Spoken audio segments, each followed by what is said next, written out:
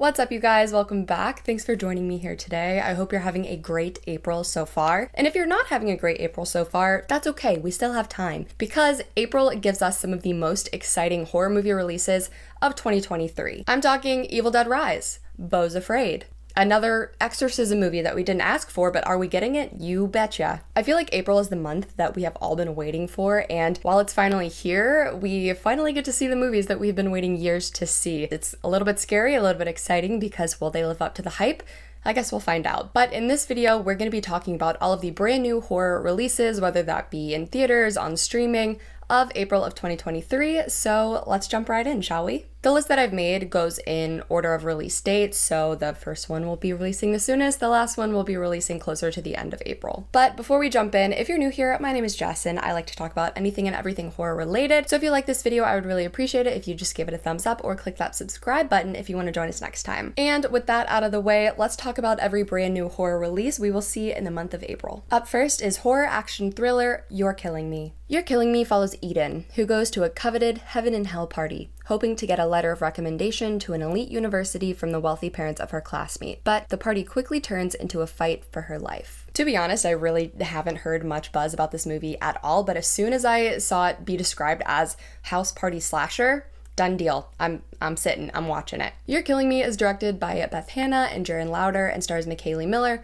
the late Anne Hesh, and Dermot Mulroney. I apologize, I have a hard time saying that name for some reason. Dermot Mulroney, who we all saw in Scream 6. There is a longer plot synopsis floating around online. I heavily condensed the one I read for you guys because it sounds pretty convoluted. There's like a lot of things going on. So I hope that doesn't come across in the actual movie itself, but I'm going into this one with high hopes because I love a house party slasher. Who doesn't? You're Killing Me comes to rental platforms on April 7th. Up next, we have The Pope's Exorcist, directed by Julius Avery. Inspired by the actual memoir of Father Gabriel Amroth, The Pope's Exorcist follows Father Amroth as he investigates a young boy's terrifying possession and ends up uncovering a centuries-old conspiracy the Vatican has tried to keep hidden. It stars Russell Crowe as Father Amroth, and look, I like Russell Crowe as much as the next person, okay? But this photo, it just makes me giggle. It just makes me giggle. The film also stars Daniel Zavato, who was in Don't Breathe and It Follows, so it'll be cool to see another familiar face. One of the big marketing points they used in like all of their interviews was the fact that Ralph Ineson is gonna be in the movie, so I was like, oh, awesome, great, let me just Google this real quick. Who's he playing? Well, it turns out Ralph Ineson is only in the movie because he's the voice of the demon that possesses the little boy that Russell Crowe is exorcising. Yeah. So it's kind of a letdown that he, as like a figure, won't be in the actual movie itself, but it's a good call because if anyone's got the voice to do it, it's him. I mean, that rumbly voice we all heard in The Witch, goosebumps. As I briefly mentioned earlier, the movie is actually based on a real-life person, Father Gabriel Amroth, who was an Italian priest and exorcist. He actually was one of the co-founding members of like the Union of Exorcists at the Vatican. That's a thing. International Association of Exorcists, that's what it's called, okay? Imagine having that on your resume. And throughout his time as an actual exorcist, he wrote 2 memoirs, those of which this movie is based on. Personally, exorcism movies don't really do it for me just because I'm not a religious person, so I can't really relate to that fear, but I do have very religious friends who are pretty scared of exorcism movies. So all that to say, I don't really have high hopes for this movie, but who knows, I've been wrong before and it can't be worse than the exorcism movie we got last year. One last little thing, I don't know who approved of the like official plot synopsis because I shit you not, they used the word priest and little boy in the same sentence. I just need to know who approved that. Earlier when I was doing a little bit of research, I accidentally typed in the Pope's exorcism instead of the Pope's exorcist, and now, you know, I really want to see a movie about the Pope being exorcised. Just me? The Pope's Exorcism comes into theaters on April 14th, which is the same day our next movie comes into theaters. Let's talk about Renfield. Renfield is a new horror comedy directed by Chris McKay and follows Count Dracula's lackey R.M. Renfield as he finds a new lease on life in modern-day New Orleans and decides to stand up to Dracula in hopes of finally breaking free of his servitude. I don't know a single person on planet Earth who is not excited to see Nick Cage as Count Dracula. Based off the trailer alone, we can already tell he's going to be iconic. I mean, come on, it's Nick Cage. But my worry is that we might not get to see as much of him as we would like to see. Sorry, I struggled putting that sentence together in my head for some reason. The film also stars, of course, Nicholas Hoult as Renfield and Awkwafina as his love interest. I have to mention that Chris McKay directed the Lego Batman movie, which is so good, and the co-writer of Renfield is Robert Kirkman, who, if you didn't know, is a really famous comic book writer, and he is the creator of the Walking Dead universe. So I actually have really high hopes for this one. I think it's gonna be a really fun time. I already have my ticket, so let me know if you guys want to see a review, and let me know if you're as excited as I am. Up next, let's talk about a brand new Shudder original, From Black. Directed by Thomas Marquesh, the film follows a young mother who, crushed by the guilt after the disappearance of her son 5 years ago, is presented with the bizarre offer to learn the truth and set things right. Anna Camp from the Pitch Perfect franchise stars as our lead Cora in From Black, and to be honest, that's pretty much everything I know about it. The trailer is out and I have watched part of it, but from the poster and things that have been released already, I can already tell this is going to be like a monster creature feature,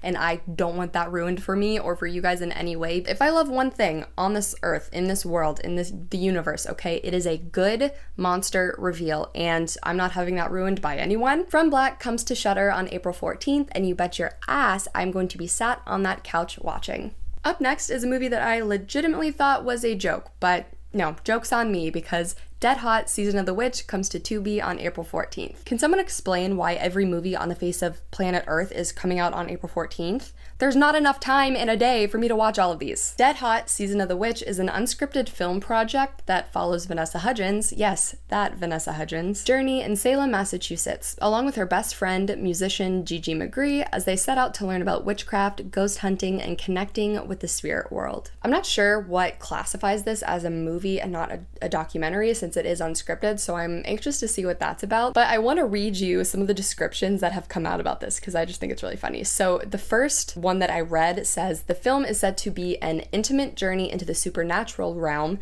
as well as a coming-of-age story that explores identity, feminine power, and sisterhood. I was like, great, love it, sounds amazing, I'll be there. And then it goes on to be described as a mix of the craft and a simple life. I'm still gonna be there. That sounds amazing. I have absolutely no idea what to expect from this one, but it honestly sounds pretty fun. So if you're interested, Dead Hot Season of the Witch starts streaming on Tubi on April 14th. That's it, you guys. Those are all of the brand new horror movies that come out in April. Thank you so much for watching. Gotcha, bitch. Mommy's with the maggots now. You really think I'm gonna end this video without talking about one of my most anticipated of 2023? Probably most anticipated of 2023? I don't think so. Guys, it has been 10 years. I am not joking, okay? It's been 10 years since the release of one of the best horror remakes of all time has graced the big screen, and Evil Dead Rise I have really high hopes for. Moving the action out of the woods and into the city, Evil Dead Rise tells a twisted tale of two estranged sisters, whose reunion is cut short by the rise of flesh-possessing demons, thrusting them into a primal battle for survival as they face the most nightmarish version of family imaginable. Evil Dead Rise, of course, is directed by Lee Cronin, with both Bruce Campbell and Sam Raimi serving as executive producers. It's just such a solid franchise, and I think this is going to be a great addition. I also think this is going to be a really fun theater experience, and I hope it quenches some of my bloodlust that I've had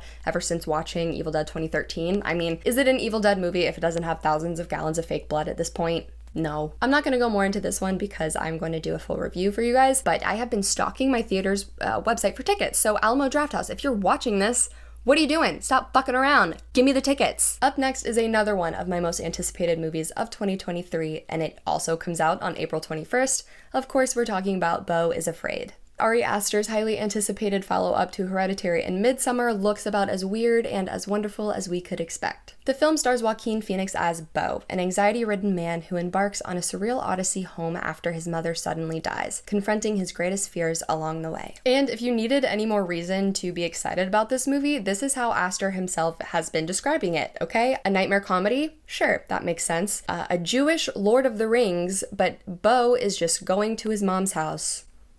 Fair. And last but not least, if you pumped a 10-year-old full of Zoloft and had him go get your groceries.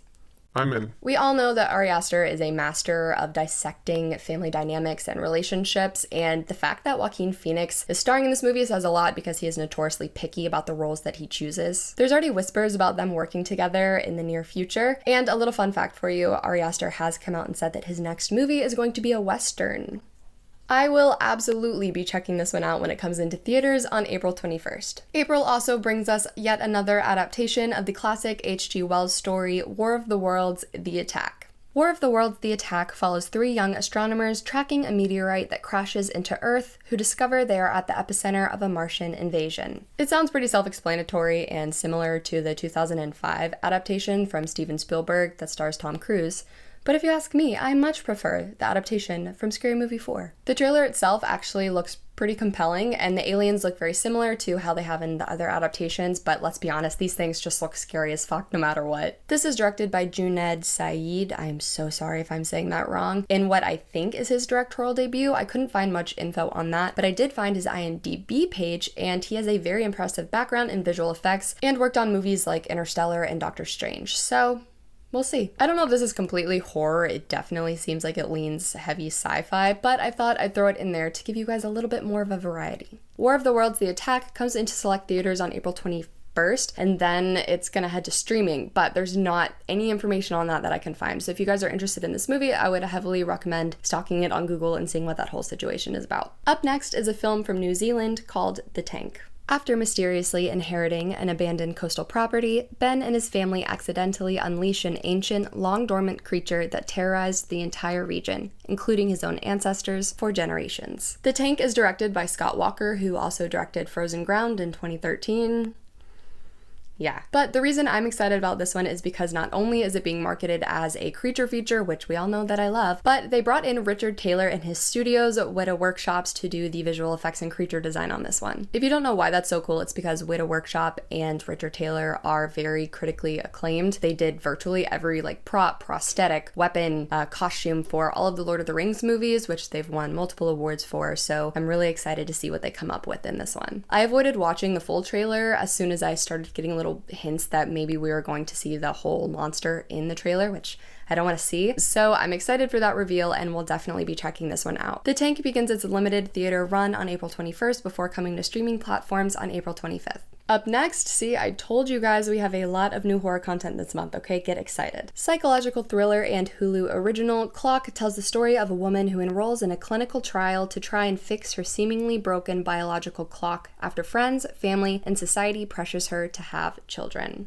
So right off the bat, I feel like there is a big pregnancy complication, trigger warning, so if that's something that bothers you, I would recommend skipping this one. Clock is directed by Alexis Jacknow and stars Diana Agron from Glee, Jay Ali, and Melora Harding, who we all know as Jan. I was lurking on Letterboxd, which I do have a Letterboxd account, by the way. Am I great at keeping up with it? No, but if you want to follow me, my name is discofinalgirl. I ran out of characters, okay, it's a whole thing. But while I was lurking on Letterboxd, I saw this one actually already has pretty good reviews from when it debuted at the Overlook Film Festival, so I'm excited to see if it delivers. Clock will be available to stream on Hulu starting April 28th. And the last new horror release we have in April is The Black Demon. Now, when I say The Black Demon, if you had to choose what subcategory of horror that were to fall into, what would you say? Probably possession, maybe another exorcism movie? Wrong. If you immediately thought sharks, congratulations, you're today's lucky winner. The Black Demon follows an idyllic family vacation that quickly turns into a nightmare when they encounter a ferocious megalodon shark that will stop at nothing to protect its territory. This movie is directed by Adrian Grunberg, and other than the fact that it looks like a pretty straightforward shark attack movie, one thing that does separate it from movies like The Meg is the fact that it received an R rating. They show a lot of shark attack, apparently. It's a lot of blood. I mean, who's not down to watch a gnarly fictional shark attack? No one. If this sounds like something that's right up your alley, The Black Demon comes to theaters on April 28th. That's it, you guys. Those are all of the brand new horror releases coming out in April of 2023. Which one are you the most excited for? Which one do you want to see reviews for? Which one sounds like the worst one coming out in April? I want to know your peaks and pits and highs and lows and all that jazz. I'm really excited. I think this is going to be such a good month for new horror. I love seeing so many original ideas, and even though they're not for me a lot of the time, the fact that we're getting new and fresh ideas and these movies are actually going into theaters is so exciting to see. So as always, thank you guys so much for watching. I really appreciate it. If you enjoyed this video, I would really appreciate it if you gave it a thumbs up. But click that subscribe button if you want to join us next time. Thanks again, you guys. Stay creepy.